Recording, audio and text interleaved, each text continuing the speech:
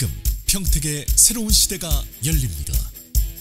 문화로 하나 되며 평화로 하나 되며 대한민국에서 가장 빠르게 도약하는 도시 평택.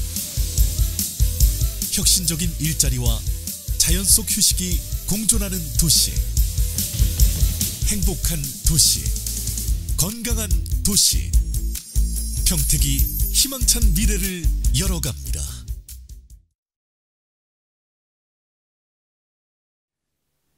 구독, 좋아요, 알림 설정 부탁드려요. 부탁드립니다.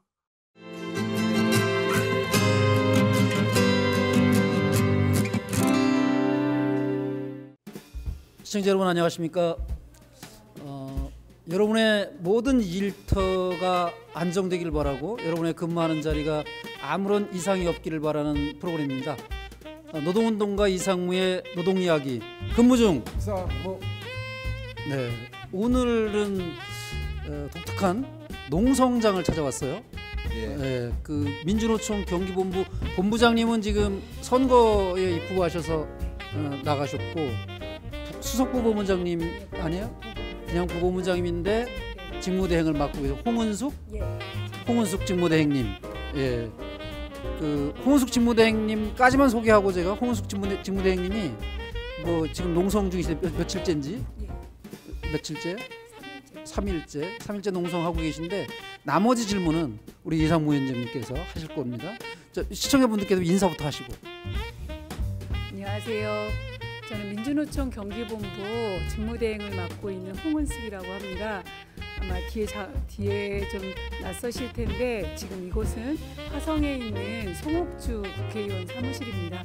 송옥주 의원은 단순히 지역 의원뿐만이 아니라 환경노동위원회 위원장을 맡고 있는 아주 중책을 맡고 있는 국회의원이시고요. 그렇기 때문에 지금의 노동계약에 대해서 누구보다도 책임 있는 역할을 맡고 있기 때문에 저희가 전국에서 동시다발적으로 우리 송옥주 의원 사무실을 비롯해서 모든 민주당 사무실, 도당 사무실을 함께 이렇게 농성장으로 사용하면서 저희 노동의 입장, 그리고 노동자가 얼마나 지금 열악하고 힘든지 이런 부분들을 알리려고 지금 농성을 진행하고 있고, 현재 25일 기자회견으로 시작해서 3일째 진행하고 있는 상황입니다. 계속 가지고 계시죠? 예. 네.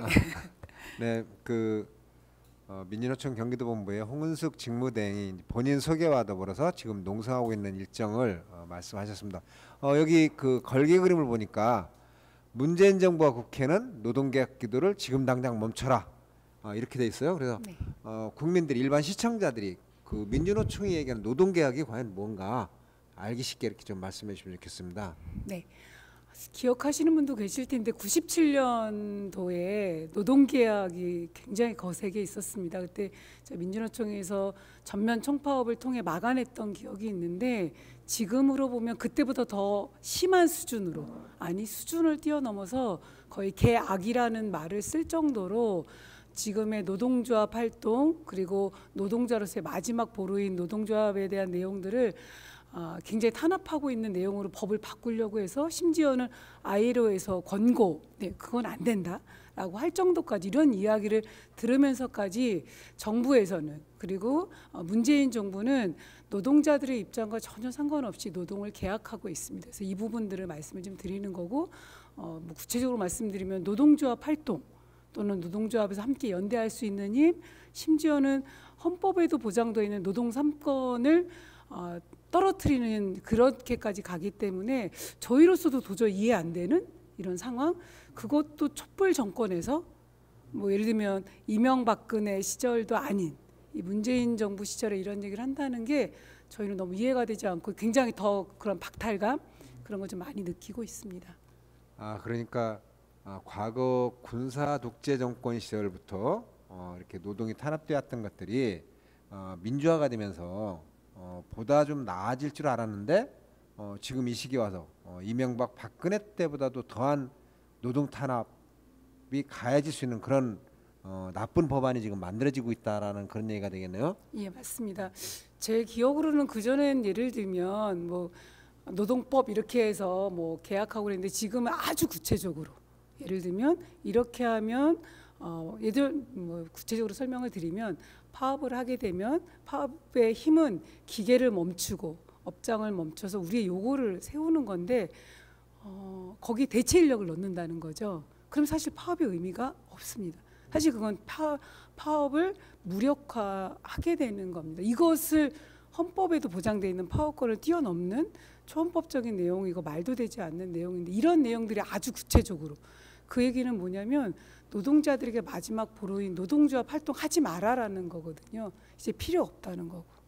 예, 실제 이번에 그 아이로의 핵심 협약 비준이라고 하는 것이 노동자들의 단결권, 결사의 자유를 보장해줘라라고 해서 그것을 비준하겠다고 하면서 뒤로는 실질적인 그런 결사의 자유를 제약하는 그런 개혁된 법안을 지금 얘기하고 있다라는 거예요. 보니까 그러면은 실제 그 노동 상권 중에 단체 행동권을 줬을 때는 실제 노동자들이 생산을 멈출 수 있는 그래서 누가 대체해서 이 생산이 계속 유지가 된다든지 업무가 가동이 되면 사실은 파업의 효과가 없는 거죠. 맞습니다.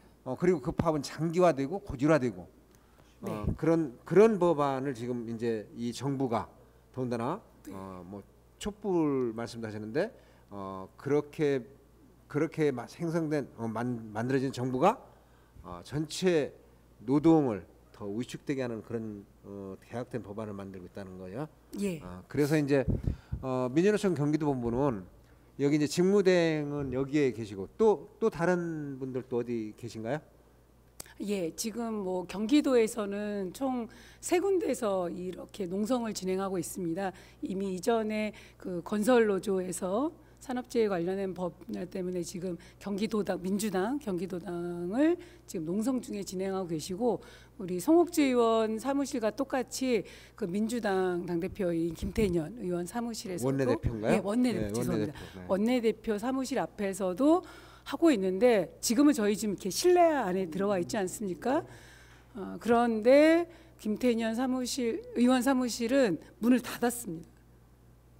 그리고 지금 밖에서 노숙 농성을 하고 있습니다. 저는 그게 우리 노동자들에 대한 민주당의 입장이라고 생각합니다. 정확한. 그 일반 국회의원들 보통 국회의원들이 표를 구하기 위해서 네. 항상 문을 열어놓죠. 네. 그리고 또 근데 표를 구하기 위해서 그렇지만 민의를 대변해야 되기 때문에 항상 문을 열어놓고 누구라도 들어와서 이러저러한 얘기를 할 수 있도록 하는 거잖아요. 예. 그러기 때문에 그들을 국민의 대표라고 얘기를 하는 맞습니다. 거고 많은 뭐 특혜를 주는 거죠 지금. 네. 그런데 문을 걸어 잠그고 도망갔다고요? 네.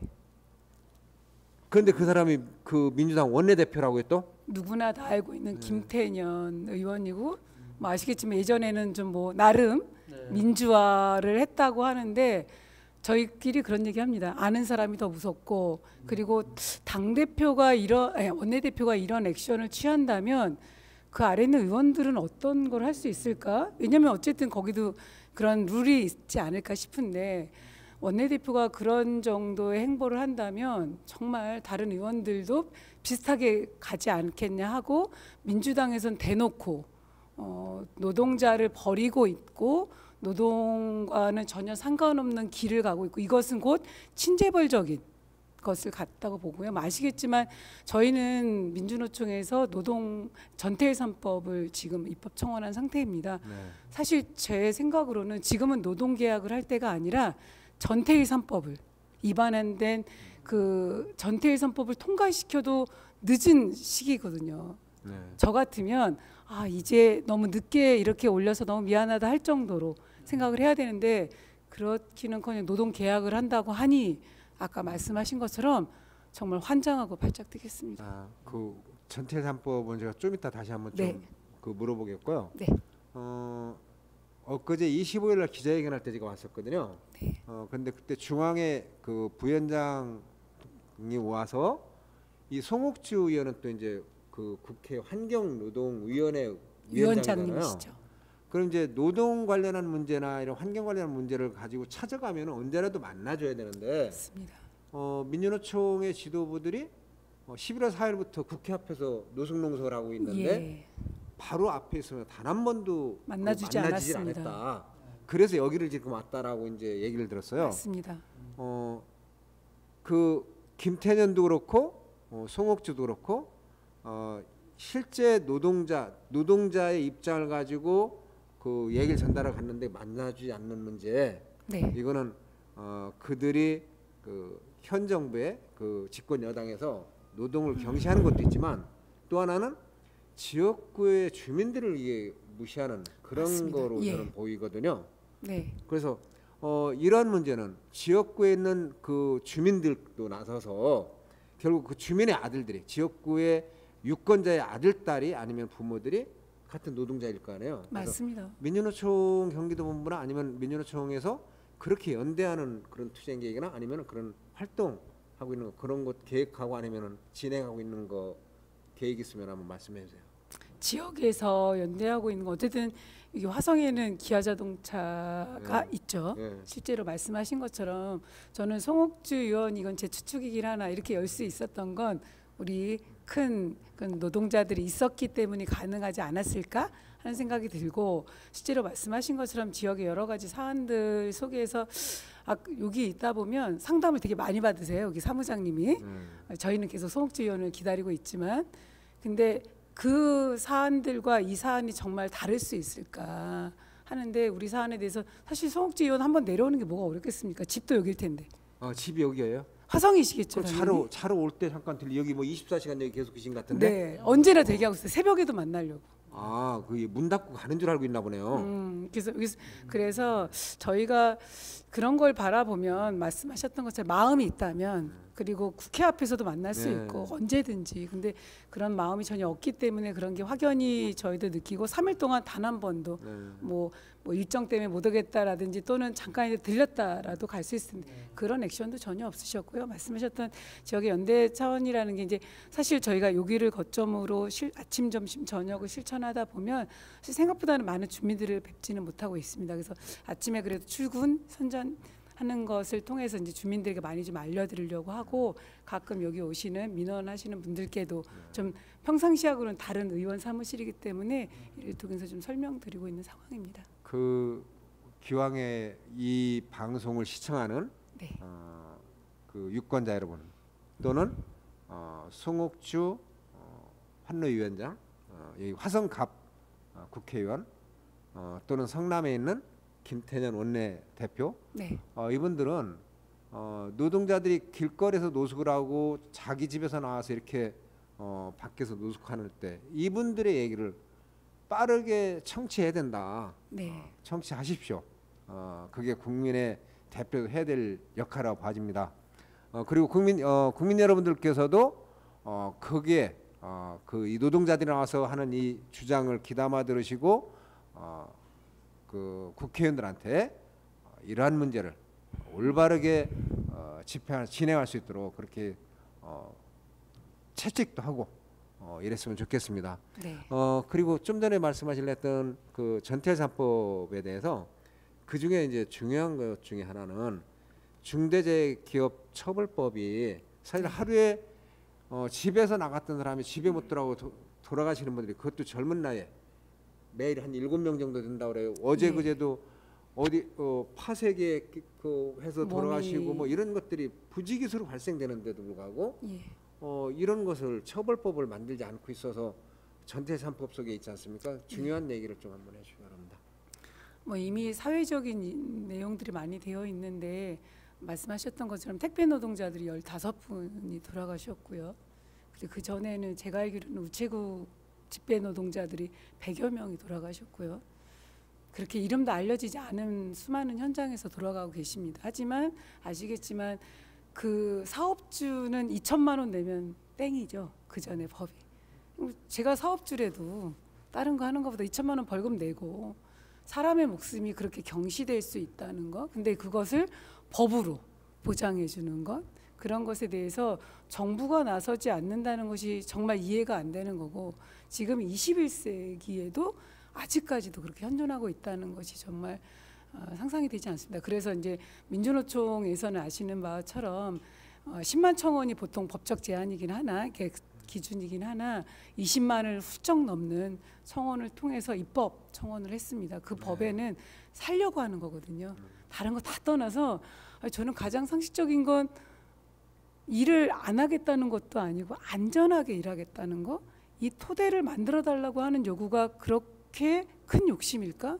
그것을 큰 욕심이라고 하면 도대체 우리가 요구할 수 있는 건 뭘까 싶은 거예요. 50년 전에 전태일 열사가 자신의 몸에 근로기준법과 함께 산하를 하신 것은 그 근로기준법이 별로 법 같지 않았던 거거든요. 그 법이 지켜지지 않으니까.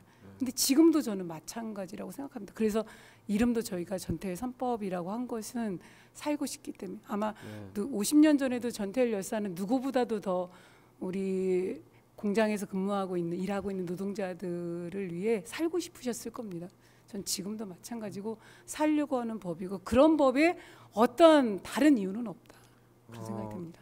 지금 공통적으로 보면은 거리에서 투쟁하고 있는 노동자나 또는 이렇게 농성을 하고 있는 민주노총의 노동자나 모두가 안전하게 일할 권리 네. 그리고 사회가 안전할 권리를 가지고 주장을 하고 있는 것 같아요.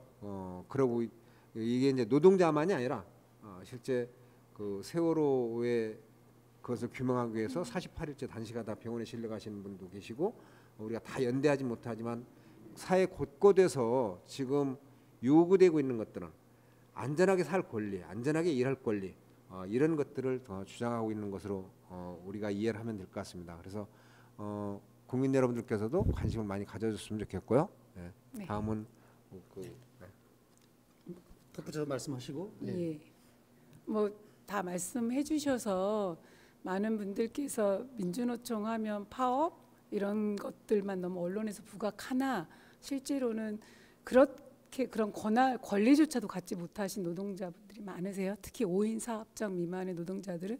그래서 전태일 3법에는 우리 모든 노동자들에게 노동조합 권리 또한 함께 가질 수 있도록 하는 것도 저희 큰 골자이기도 합니다. 그래서 시민 여러분들께서 그리고 이 방송을 보시는 분들께서 민주노총이 왜 이런 3법을 했는지 한번 인터넷으로 확인해 보시면 더 자세하게 아실 텐데 모든 노동자에게 노조할 권리 그리고 안전하게 일할 권리를 보장하려고 하는 그런 3법이라고 이해해 주시면 되시겠습니다.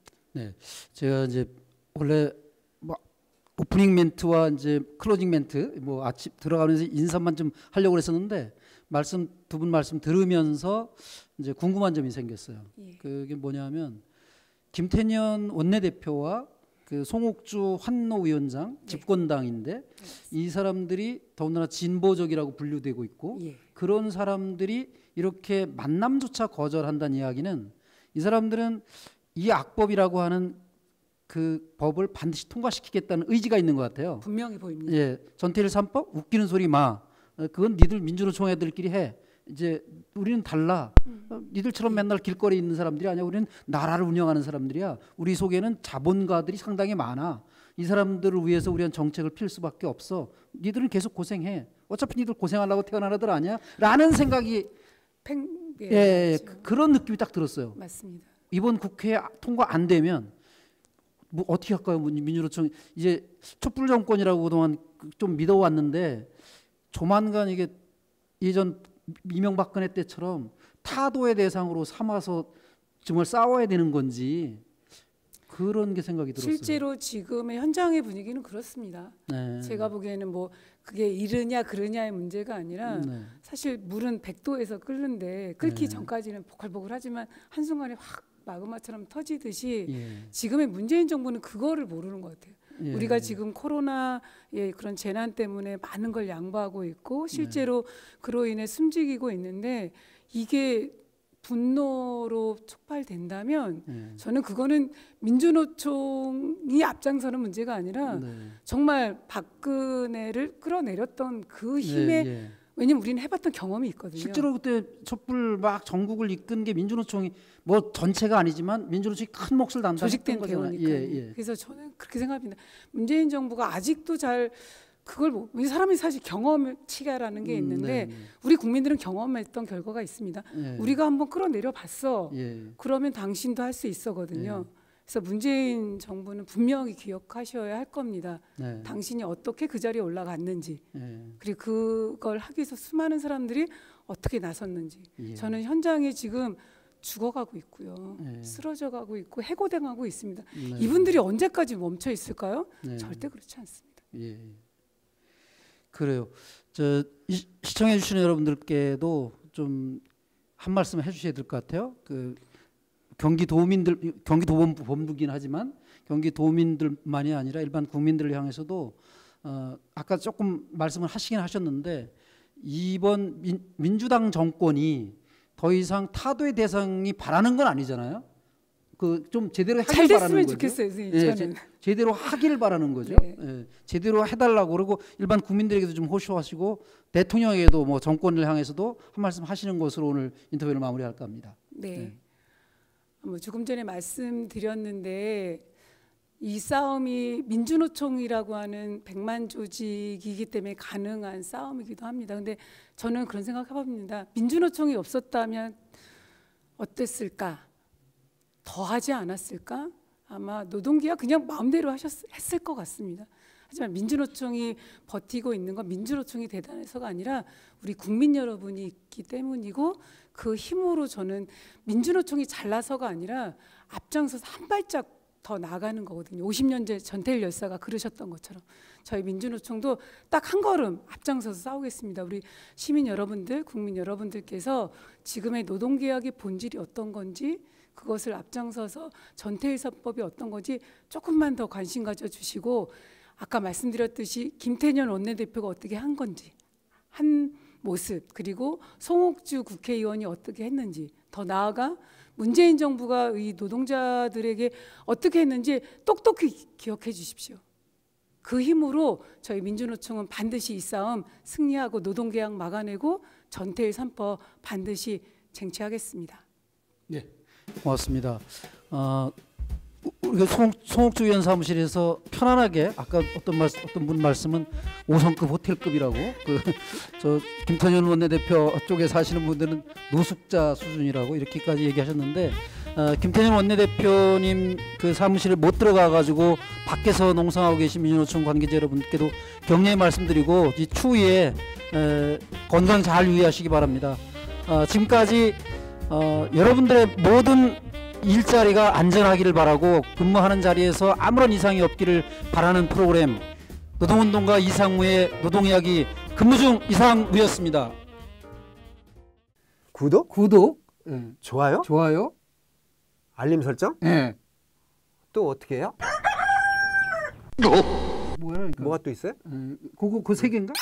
구독, 좋아요, 댓글. 네. 네. 구독, 좋아요, 댓글, 알림 설정 공유해 주세요. 와.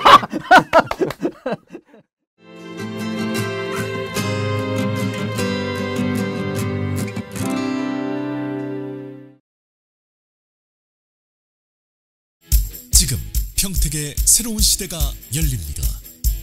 문화로 하나 되며 평화로 하나 되며 대한민국에서 가장 빠르게 도약하는 도시 평택. 혁신적인 일자리와 자연 속 휴식이 공존하는 도시. 행복한 도시. 건강한 도시. 평택이 희망찬 미래를 열어갑니다.